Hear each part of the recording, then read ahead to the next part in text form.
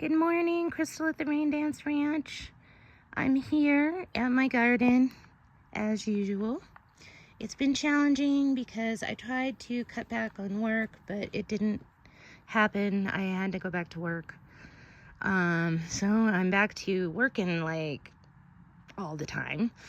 So I just have little pockets of time, and I'm not sure exactly where I was in my last video, but everything's holding. I had planted some hyacinth beans and some zucchini here, and I got one zucchini coming up. And I just this morning went around my garden and pulled some green mulch to put around it. And slowly but surely I'm filling in this watering depression with,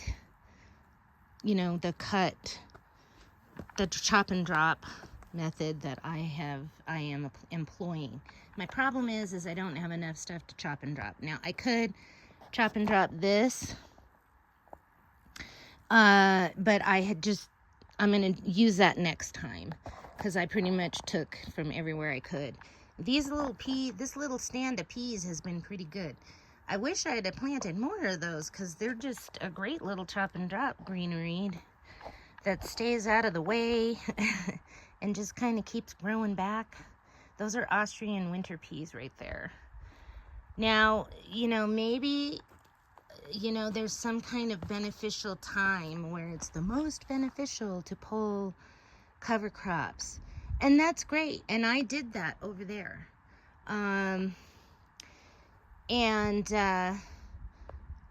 But at the same time, I think it's good not to really worry about that too much, because what's really important is that you have chop and drop material at all times. And I've been taking from the grasses. So I've got like this little patch of grass right there. And I've been debating on whether I should take it out or not. And I left it in there because it was like the only thing growing. And I'm like, you know what? We need the root exudates. And now I'm liking it because after it grows back, I can just kind of chop and drop it. And then it adds to the root exudates. So it'll just continue to add to the soil. And maybe someday I'll take it out once this whole garden gets a little more established with the varieties, with a big variety, and I don't necessarily need that grass so much. And so I went in here, I think I talked about it last time, and I popped in a bunch of cilantro seeds all throughout the yarrow bed. So see, we've got yarrow right there, cilantro growing right there, and in other places like right here. So I planted more. This is going to be the yarrow cilantro bed, but that doesn't mean that other things aren't going to be allowed to grow in here. It's just that that's kind of what my focus is in terms of seed planting or transplants. In the case of the yarrow, like this, I think this little yarrow, definitely those yarrows over here, were, I pulled them, I separated them from, there was a conglomeration of yarrows all in the middle here. And so I separated them and just moved them around. And they took, right in the middle of the summer. Now, I did have them covered with, no, I was using these. I covered them with these, and I might have used some of those littler ones over there, not the orange ones, cloches, at first, just to kind of take some of the summer pressure off of them, because some of them didn't make it in the heat, but I'm just super happy with how well they did. Now, my next experiment is going to be separating maybe, I don't know, maybe this big guy and putting another one over here, another one over there or something, and closer to fall, just to see how they do. And maybe in September, the first week of September, I'll do that. We'll see. It just depends on time and all that. But yeah, it's not like I've done anything but the cilantro much over here, except for I did pop those cilantro seeds in, and they are coming up. So going into the fall, hopefully I'll have some nice cilantro, because the cilantro that I planted in or it was kind of late spring maybe for cilantro. I don't know. It was sometime in March, or was it April? I don't remember. Anyways, I had planted a bunch of cilantro, and I did not, you know, cut the bolts off, cut the flowers off to try to get them to produce more leaf. And a lot of them, they weren't like leafy and bushy. And I don't know, maybe you need to have, maybe they are just naturally smaller plants, and so that's why you want to mass plant them if you want to get like a sort of like a bushy stand of cilantro. But certainly there was enough leaf on here for me to have fresh cilantro every day if I wanted it. But I let everything go to seed, and I'm going to be collecting the seeds soon. I just got some little jars together, so I'm real excited about that. I was thinking I might do that this morning, but I was like, you know what? One of the things when I planted, like here in this bed, I didn't cover it with chop and drop because, you know, I wanted to see the seeds come up. And I've heard other people, that's kind of the method that they use. They'll leave the soil exposed until the seeds come up, the plants start popping, and then you can come in and cover. So this morning I started that over here. So in here there's a bunch of sunflowers coming up, and I decided that I was going to green mulch around the sunflowers, chop and drop. And this is all stuff that I just pulled from the garden like this morning. And that's another part of my strategy, is to see what it takes to be self-contained, where you're chopping and dropping straight from your garden and relying as little as possible on any kind of purchased mulches and things like that. But really, I mean, this is probably, in my opinion, based on my research, and partly my experience, this chop and drop thing, putting leafy material on top of your soil as a mulch, is the best thing to do, because it adds to the soil health. It'll help keep the soil cool.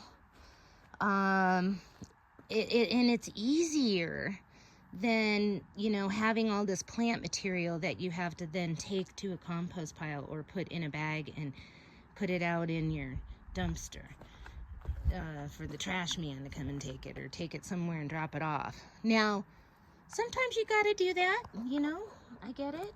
But if you've got you know, you can plan things. And another thing I'm doing, I mean, this isn't really intentional. I had intended on planting right away over here, but I just didn't. And this area I had covered with these cloches, and I think it does kind of help in lieu of a cover crop. Oh, look, there's one of those brown winged bugs that I don't know what it is. Those things are everywhere. I hope that they are predators of grasshoppers. Anyways, they might be. I don't know. I hardly have seen any grasshoppers and only a few crickets. And I am happy about that. Now, so these areas have just been covered with cloches rather than green, because I don't have a lot of green and a lot of time to deal with all this. Because the vast majority of my time gardening is spent watering with watering cans and filling up my water bins. And I made a video about that. I usually get about just shy of 50 gallons every time I go collect water, and I need to do that like 3 or 4 times a week. I mean, ideally, I need to take a day and just go back and forth. Or I need to, I just am getting a paycheck and I'm going to go to Home Depot and I might, I want to buy more barrels. And once I get to 400 gallons, I'm going to call my water guy and have him come and start delivering. Because he can deliver like 400 gallons at a time, and that'll really save me a lot of time. So the next step is to buy, let's see, these barrels hold, I think they were 44. So I just think of them as about 40, because what I do is I dip my watering can in, let it fill up, and go water, and I do 2 at a time. And you know what? I don't mind that. That is a lot faster than having a hose if you're going to use a watering can. And if I had a hose hooked up to this, I think I would use more water. And so I feel like this is a good way to control the amount of water that you're using. Now, I'm not going to be watering my whole entire farm like this, but like an area like this middle garden here is going to be my hand watering garden, and everything else I've got hoses and stuff for like slow drip and all of that.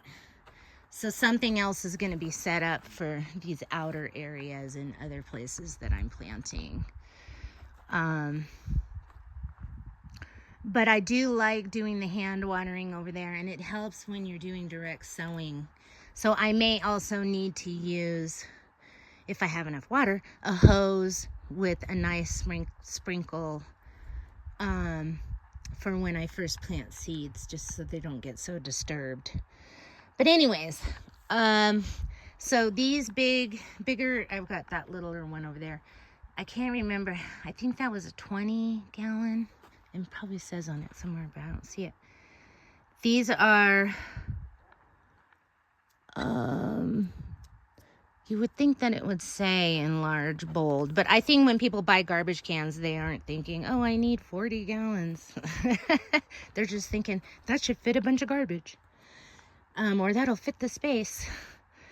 But yeah, these are 44 gallons, so I need to get like 6 more of them. That'll be 300 something, because I do have 2 of those 20s. So then we'll be, pushing 400 gallons. And so when my water guy comes, after he fills these up, we can take the rest of the water and put them on the trees. And I want to make some like irrigation ditches, kind of like what I'm doing here, where I'm sort of making this irrigation ditch. Oh, I can't see very good with my shadow. I'm making irrigation ditches in between my planting areas. However, and another thing I want to do is start experimenting with planting in the irrigation ditches after I've allowed them to collect water in those spots, and after the chop and drop, all the chop and drop stuff sort of does its work to feed the soil life. And look at all of these wasps. Now, I tried looking up to see what kind of wasps they are, and I think they might be paper wasps. I just can't tell. They could be yellow jackets.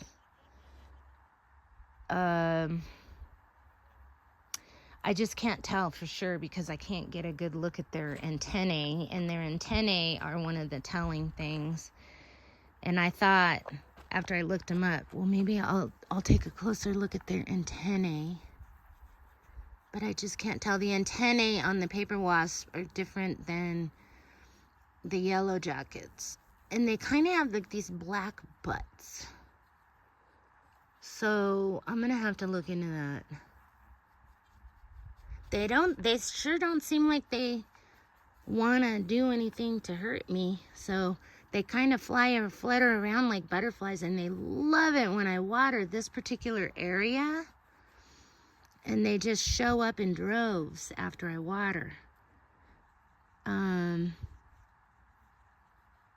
So I don't know, maybe I'll put some more water down for them. And I think that they're, whatever, I believe they're beneficial, because I got to tell you, I don't really have any insect issues, insect pressure.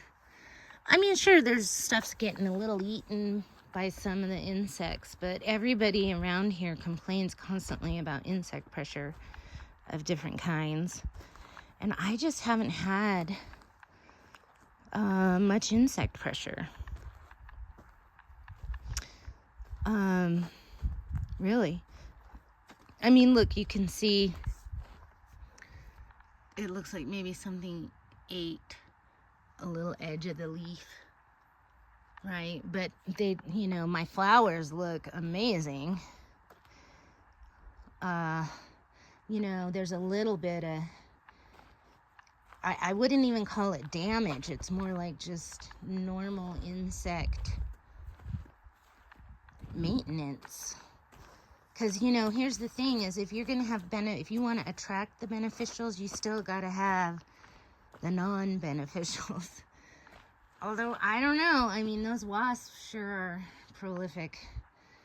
But I do believe that the wasps are part of the beneficial insects that I have here in my garden. And on a couple of videos, I was able to capture the blue damselflies. So those damselflies really like the cilantro flowers, which is another reason why I want lots of cilantro, because those damselflies, I love them. Oh my gosh, they're so cool. They're so pretty. They're blue, and they look like these little floating blue sticks. And they're like a beneficial insect as well. So yeah, I got good insects. Oh, and one last thing. So, my growy things here, the creeping Jenny and the creeping thyme, they're not doing much, but they're alive in there. But I am getting, finally, let's see. I am getting gladiolus flowers. So excited. I mean, I love the gladiolus. What a great landscape plant, too. It's just this beautiful greenery. I'm a little disappointed in this plant right there. I had hoped that that would spill out, but I think it was a mounding potato vine, which is a nice thing to have for an area where you like that greenery, that lime green, and you need something that can take the hot summer and all that. But I wanted it to vine. And so next time I buy these, I am going to be asking and looking on the container, because that should be all vined up. It should be taken over, this area. Or maybe it's just that my soil's not developed. I don't know. I mean, it's barely vining out. This one's doing a little better here in the ground, which I kind of figured it would. See, it's sort of vining, but it's more of like it's staying in this bushy form, which, you know, when you need that, great, but it's nice to have it. But some of us want the vine. That's why we buy those. But, I mean, other than the color, it's really pretty. And I'm super stoked about my geraniums. I cut off everything dead and all the blooms, and maybe 3 weeks ago, and I got blooms coming again. I really like this pink geranium. Now, this red geranium, on the other hand, is just not happy. I have never really been all that great with geraniums, but I keep trying them. And I sure hope that lobularia comes back, that blue lobularia. And I probably should put that coleus in a little bit shadier of a spot eventually. Okay, so this is Crystal at the Rain Dance Ranch. And hopefully we'll have a nice crop of sunflowers coming up soon. And next year I'll be ready with a more serious flower farming effort next year. So, and it's all going to have to happen in this garden, most likely. That's where it's going to start. And hopefully before, or it might have to wait until after the last frost, because that's when my demanding job is going to end. It's a seasonal job. But this winter, this whole section here is going to get ready. And then I need to get some other areas ready for peonies. However, I don't know. I just, who knows what I'm going to do, but I need to make space for peonies, whether they're in this garden or elsewhere on the property. I mean, I'll probably put, I'm thinking I should just really focus on this spot. And then once I get this all developed and I know I can manage the water, I can start expanding, because I can only do so much because I only have so much water. I just don't, I'm off grid, and there is no pipe of water I can tap into. So I need to get water storage, and I really got to get on the rainwater collection, because ultimately I'd like to not have to depend on hauling water at all whatsoever. So realities of off-grid. Another thing to consider is that, in your first year of gardening anywhere, usually, a lot of times you'll have, especially if you're in an arid climate, let's just get real, you're not going to have ample soil life, probably, because your soil is very dry, and if there's nothing been growing in this plot, or there's just been like some grasses or something, you might have small growth. So like, for example, like these beets. I've seen people grow beets where the top leafy part of the beet that's growing above the ground is way bigger and more prolific than what I have going on. Now, these shungikus, I really don't, would these get bigger if you grew them in Pennsylvania? I don't know. Or New Jersey, the Garden State. So there is a woman that I follow on YouTube. She lives in Pennsylvania, and she waters her garden with 2 small rain barrels, and that's all she waters with. She says she never breaks out her hose for city water, because they get so much rain that their garden does not need as much auxiliary water, doesn't need as much irrigating, and B, you don't have to have a lot of storage because it rains so frequently that it keeps filling up. I mean, what a gift. I thought about trying to buy a property in a place like that, because all I've known is gardening in the desert. And I ended up back in the desert anyways. So don't judge me by my small diminutive flowers. And I'm actually, okay, speaking of small flowers, like look at these sunflowers popping right here. I like the size of those. Now they're probably going to grow another, I'm going to guess 3 to 5 inches high before the actual bloom comes out. Maybe only 2 more inches, maybe only 1 more inch. I don't know. But they are going to grow a little taller, and then they're going to have a flower. And look at how nice and thin and sturdy the stems are. So like when you are growing sunflowers for cut flowers, you want to kind of figure out how you can grow them in such a way that you get this nice size. Because look at how, see, this one is not supposed to branch, but look at how thick the stem is. And it was a pretty thick stem when I cut it for cut flower arrangements. And that's not horrible or anything, but you know, those nice thin stems just work a little better for cut flower situations.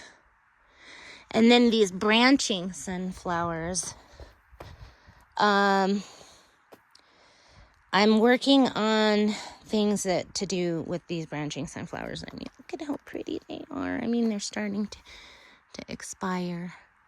Let's see if we can, let's go around and the fresh ones facing the other way. Look at that. And look at all the ants. Just love them. These Starburst Panache. And I'm thinking I might thin these. These are the ice cream sunflowers that I got from Baker's. I should probably thin those. Although, I don't know. I think I'll leave them and see how they do. Hopefully they will bloom before the frost. I don't know if they will. But yeah.